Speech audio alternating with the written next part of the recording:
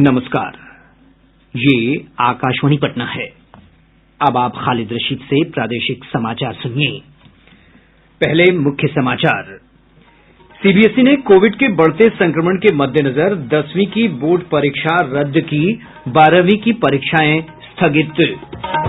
केंद्र सरकार ने स्पष्ट किया, कोविड के बढ़ रहे मामलों के बीच देशव्यापी लॉकडाउन लगाने की कोई योजना नहीं है। राज्य में पिछले एक सप्ताह के दौरान कोविड के 18,000 से अधिक मामले दर्ज किए गए। एक दिन में रिकॉर्ड 4,786 लोग संक्रमित हुए। और कृतज्ञ राष्ट्र ने आज संविधान निर्माता बाबा साहब भीमराव अम्बेडकर को उनकी 130वीं जयंती पर भावभीनी श्रद्धांजलि अर्पित की। कोविड मरीजों की संख्या फिर से बढ़ रही है, इसलिए सभी श्रोताओं से अपील है कि कोई भी कोताही न बरतें, सभी सुरक्षा उपायों का पालन करें और 45 वर्ष से ऊपर के सभी लोग बेहिचक टीका लगवाएं। सुरक्षित रहें और इन 3 आसान उपायों का पालन करें। मास्क पहनें, 2 गज की दूरी है जरूरी, सुरक्षित दूरी बनाए रखें, हाथ और मुंह साफ रखें। अब समाचार विस्तार से। केंद्र सरकार ने कोविड के बढ़ते संक्रमण के चलते सीबीएसई की 12वीं की परीक्षा स्थगित कर दी है और 10वीं की परीक्षा रद्द कर दी है। प्रधानमंत्री नरेंद्र मोदी ने आज नई दिल्ली में केंद्रीय शिक्षा मंत्री और मंत्रालय के वरिष्ठ अधिकारियों के साथ बैठक की। प्रधानमंत्री ने देश भर में अगले महीने निर्धारित सीबीएसई बोर्ड परीक्षाओं के बारे में विचार किया। प्रधानमंत्री ने कहा कि विद्यार्थियों की भलाई सरकार की शीर्ष प्राथमिकता है। उन्होंने कहा कि केंद्र सरकार विद्यार्थियों के हितों का ध्यान रखेगी और सुनिश्चित करेगी कि उनके स्वास्थ्य का पूरा ख्याल रखा जाए और साथ ही उनकी पढ़ाई का भी नुकसान न हो। कोविड की मौजूदा स्थिति, स्कूलों के बंद होने और बच्चों की सुरक्षा के मद्देनजर 12वीं बोर्ड परीक्षाएं स्थगित की गई हैं। 1 जून को स्थिति की समीक्षा के बाद परीक्षा के बारे में फैसला किया जाएगा। आज की बैठक में यह भी निर्णय लिया गया कि 10वीं बोर्ड की परीक्षा रद्द कर दी जाएगी और परिणामों को बोर्ड द्वारा विकसित प्रक्रिया के आधार पर तैयार किया जाएगा। कई राज्यों ने कोविड के बढ़ते मामलों के मद्देनजर सीबीएसई बोर्ड परीक्षाएं रद्द करने की मांग की थी। केंद्र सरकार ने स्पष्ट किया है कि कोविड संक्रमण के बढ़ रहे मामलों के बीच देशव्यापी लॉकडाउन लगाने की कोई योजना नहीं है। वित्त मंत्री निर्मला सीतारमण ने विश्व बैंक के एक कार्यक्रम के दौरान कहा कि सरकार अर्थव्यवस्था की गति ठप करना नहीं चाहती है। उन्होंने कहा कि कोविड की दूसरी लहर से स्थानीय स्तर पर पृथकवास और क्वारंटाइन से निपटा जाएगा। इधर स्वास्थ्य मंत्री मंगल पांडेय ने कहा है कि राज्य में भी फिलहाल लॉकडाउन लागू नहीं किया जाएगा। श्री पांडेय ने बताया कि 1-2 दिनों में मुख्यमंत्री नीतीश कुमार के साथ कोविड से उत्पन्न गंभीर स्थिति को लेकर समीक्षा बैठक की जाएगी। प्रदेश में पिछले 24 घंटों के दौरान कोविड के मामलों में रिकॉर्ड बढ़ोतरी हुई है। आज जांच में 4,786 नए मामलों की पुष्टि हुई है। यह एक दिन में कोविड संक्रमण का अब तक का सबसे बड़ा आंकड़ा है। पिछला रिकॉर्ड कल का है। कल राज्य में 4,157 नए मामलों की पुष्टि हुई थी। सबसे अधिक कोविड संक्रमण के मामले पटना जिले में दर्ज किए गए। जिले में 1,483 नए मामलों की पुष्टि हुई है। गया और भागलपुर में 334 नए मामले सामने आए हैं। वहीं कटिहार, मुजफ्फरपुर, समस्तीपुर, सहरसा, जहानाबाद और सारण जिले में भी बड़ी संख्या में कोविड संक्रमण की पुष्टि हुई है। पिछले 24 घंटों में पटना जिले में सबसे अधिक 16 लोगों की मृत्यु की पुष्टि की गई है। राज्य में सक्रिय मरीजों की संख्या बढ़कर 20,148 हो गई है। वहीं अब तक 1,630 लोगों की इस महामारी से मृत्यु हो चुकी है। स्वास्थ्य विभाग से प्राप्त जानकारी के अनुसार पिछले एक सप्ताह के दौरान कोविड संक्रमण के मामलों में रिकॉर्ड बढ़ोतरी देखी जा रही है। इस अवधि में 18,000 से अधिक नए मामले दर्ज किए गए। देश में पिछले 24 घंटे में 1,84,372 नए कोविड रोगियों की पुष्टि हुई है। इसके साथ ही संक्रमितों की संख्या 1,38,73,000 से अधिक हो गई है। स्वास्थ्य मंत्रालय ने बताया है कि बीते एक दिन में 82,339 मरीज स्वस्थ हुए हैं। स्वस्थ होने की दर घटकर अब 88.92% हो गई है। इधर देश भर में अब तक 11,11,79,000 से अधिक टीके लगाए जा चुके हैं। राज्य में अब तक लगभग 54 लाख लोगों को कोविड के टीके दिए गए हैं। स्वास्थ्य विभाग से प्राप्त जानकारी के अनुसार लगभग 47 लाख लाभार्थियों को कोविड टीके की पहली खुराक दी गई है। वहीं 6,45,000 लोगों को इस टीके की दूसरी डोज दी गई है। केंद्र सरकार ने कहा है कि देश में कोविड वैक्सीन की कोई कमी नहीं है, लेकिन समस्या राज्यों में इसके बेहतर प्रबंधन की है। केंद्रीय स्वास्थ्य सचिव राजेश भूषण ने राज्यों से आग्रह किया है कि वे वैक्सीन की उपलब्धता की समीक्षा करें और मांग के अनुरूप आपूर्ति की उचित व्यवस्था करें। राज्यों के पास जो उपलब्धता है, unutilised doses available with the states and union territories, उसकी संख्या 1,67,20,000 से अधिक। इस माह में यानी अभी से लेकर अप्रैल माह के अंत तक जो सप्लाई राज्य सरकारों को और संघ शासित क्षेत्रों को प्राप्त होगी वो 2,01,22,960 डोजेज की है। तो इससे ये स्पष्ट होता है कि समस्या बेहतर प्लानिंग की है, समस्या डोजेज के अभाव की नहीं है।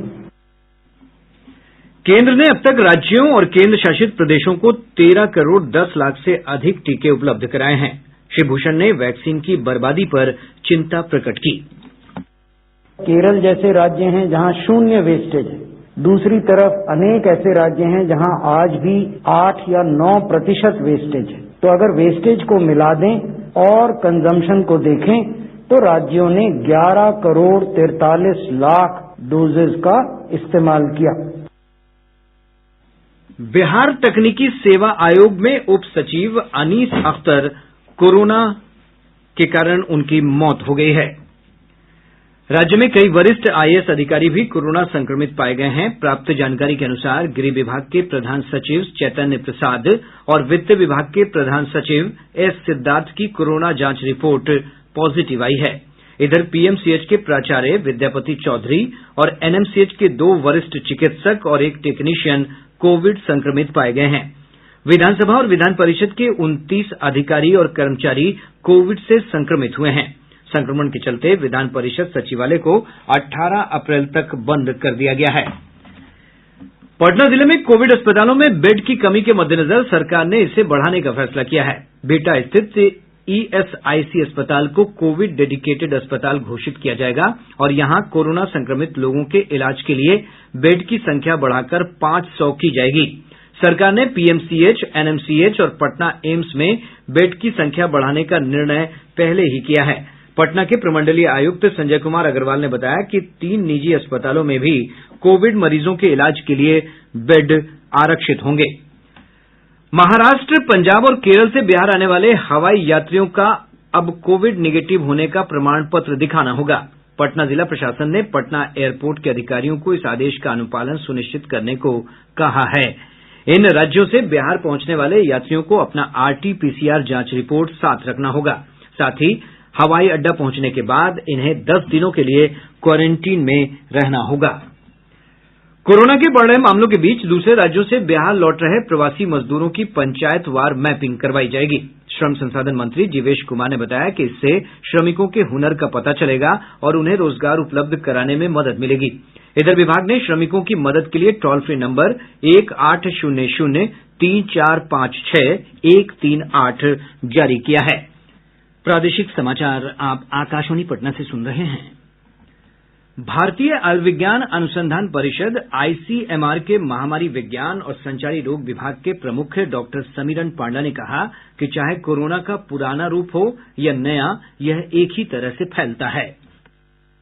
हमें ये समझना चाहिए कि ये जो नया स्ट्रेन हो या पुराना स्ट्रेन हो, ये फैलने का तरीका एक ही रखा है। तो फैलने का तरीका एक ही है, मतलब छींकते समय, खांसी का समय, बात करते समय वो जो जल बिंदु या जो निकालते हैं संक्रमित व्यक्ति से और दूसरा व्यक्ति की तरफ फैल जाते हैं, क्योंकि उसी का अंदर वो कोष और वायरस रह जाते हैं। वरिष्ठ चिकित्सक डॉक्टर संजय पांडे के अनुसार अगर किसी को भी गले में संक्रमण और खांसी जुकाम है तो उसे आरटीपीसीआर जांच करा लेनी चाहिए। कोविड के सिम्टम सर्दी जुकाम से मिलते हुए होते हैं, जैसे गला में खराश, बुखार, इस तरह के सिम्टम अगर इस समय आते हैं तो कोविड की जांच करानी चाहिए। कोविड की जांच आप किसी भी सरकारी अस्पताल में करा सकते हैं या किसी प्राइवेट लैब में करा सकते हैं। कोविड की जांच रिपोर्ट 4 घंटे तक में मिल सकती है, लेकिन चूंकि अभी कोविड के केसेस ज्यादा हो रहे हैं तो 24 घंटे के अंदर जांच की रिपोर्ट यूजुअली मिल जाती है, लेकिन कई बार थोड़ा सा वक्त ज्यादा भी लग सकता है। कोविड की जांच आप किसी भी सरकारी अस्पताल या किसी भी प्राइवेट अस्पताल या प्राइवेट डायग्नोस्टिक सेंटर से करा सकते हैं। 2 तरह के टेस्ट है। पहला टेस्ट है रैट, जिसको रैपिड एंटीजन टेस्ट कहते हैं, लेकिन ज्यादा रिलायबल टेस्ट RT-PCR है। RT-PCR करने के भी कई तरीके होते हैं, तो अगर पेशेंट सिम्टोमेटिक है तो बेहतर है कि हम पहले RT-PCR कर लें। मौसम विभाग ने प्रदेश में पड़ रही भीषण गर्मी को देखते हुए लोगों से सतर्कता बरतने की अपील की है। राज्य के कई हिस्सों में आज अधिकतम तापमान 40 डिग्री सेल्सियस के ऊपर चला गया। मौसम वैज्ञानिक SK मंडल ने बताया कि अधिकतम तापमान में सामान्य से 2 से 3 डिग्री सेल्सियस की बढ़ोतरी हुई है। दक्षिण बिहार के अधिकतर जिलों में इन दिनों तापमान बढ़ता जा रहा है। लगातार बढ़ते तापमान के बीच राजधानी पटना सहित दक्षिण बिहार के लगभग सभी जिलों में अधिकतम तापमान 40 डिग्री सेल्सियस से अधिक बने हुए हैं, जो सामान्य से 2 से 3 डिग्री सेल्सियस अधिक है। वहीं उत्तरी बिहार के कई जिलों में भी तापमान 38 से 39 डिग्री सेल्सियस के बीच है। तापमान में वृद्धि का कारण आकाश का मुख्यतः साफ होना एवं शुष्क पश्चिमी हवाओं का प्रवाह लगातार जारी होना है। इधर मौसम विभाग ने कहा है कि आर्द्रता में बढ़ोतरी के कारण राज्य के पूर्वी हिस्सों में कल से 17 अप्रैल तक गरज के साथ बारिश होने की संभावना है। इस दौरान किशनगंज, सुपौल, मधेपुरा, सहरसा, अररिया और पूर्णिया में कुछ स्थानों पर बारिश हो सकती है। देश आज संविधान के प्रमुख शिल्पी डॉक्टर भीमराव अम्बेडकर को उनकी 130वीं जयंती पर श्रद्धा सुमन अर्पित कर रहा है। एक रिपोर्ट। डॉक्टर अम्बेडकर का जन्म 14 अप्रैल 1891 को मध्य प्रदेश के इंदौर जिले के मऊ कस्बे में हुआ था। आजादी के बाद वे देश के विधि और न्याय मंत्री बने। उन्हें 1990 में मरणोपरांत देश के सर्वोच्च नागरिक सम्मान भारत रत्न से सम्मानित किया गया। न्यायवादी, अर्थशास्त्री, राजनीतिज्ञ और समाज सुधारक डॉक्टर अम्बेडकर ने समाज के वंचित वर्गों के प्रति सामाजिक भेदभाव समाप्त करने के लिए जीवन भर अथक संघर्ष किया। उनका कहना था, राष्ट्र का निर्माण उसकी परंपराएं, संस्कृति, धर्म, जातियां और भाषाएं मिलकर ही करती हैं। इसलिए राष्ट्रवाद में संकीर्णता का कोई स्थान नहीं। राष्ट्र को जीवंत बताते हुए वे कहते थे, राष्ट्रीयता सामाजिक चेतना है और बंधुत्व की भावना इसी से विकसित होती है और संकीर्णता का विचार इसमें सबसे बड़ी बाधा है। सभी लोग अपने आप को भारतीय और केवल भारतीय समझें। किसी विशेष वर्ग को जाति से जोड़कर देखना बौद्धिक दरिद्रता है। सबका साथ, सबका विकास और सबका विश्वास के विचार के साथ हमें समाज के सभी वर्गों के साथ आगे बढ़ना होगा, ताकि हम बाबा साहब के सपनों के भारत को वास्तविक रूप दे सकें। समाचार कक्ष से विजय लक्ष्मी काथोटिया। प्रदेश में भी अम्बेडकर जयंती पर कई कार्यक्रम आयोजित किए गए और उन्हें श्रद्धांजलि अर्पित की गई। और अब अंत में मुख्य समाचार एक बार फिर। सीबीएसई ने कोविड के बढ़ते संक्रमण के मद्देनजर 10वीं की बोर्ड परीक्षा रद्द की, 12वीं की परीक्षाएं स्थगित। केंद्र सरकार ने स्पष्ट किया, कोविड के बढ़ रहे मामलों के बीच देशव्यापी लॉकडाउन लगाने की कोई योजना नहीं है। राज्य में पिछले एक सप्ताह के दौरान कोविड के 18,000 से अधिक मामले दर्ज किए गए। आज रिकॉर्ड 4,786 लोग संक्रमित हुए। और कृतज्ञ राष्ट्र ने आज संविधान निर्माता बाबा साहब भीमराव अम्बेडकर को उनकी 130वीं जयंती पर भावभीनी श्रद्धांजलि अर्पित की। इसके साथ ही आकाशवाणी पटना से प्रसारित प्रादेशिक समाचार का ये अंक समाप्त हुआ। कोविड-19 से बचाव और सुरक्षित रहने के 3 उपाय। मास्क लगाएं, 2 गज दूरी है जरूरी, सुरक्षित दूरी रखें, हाथ और मुंह साफ रखें।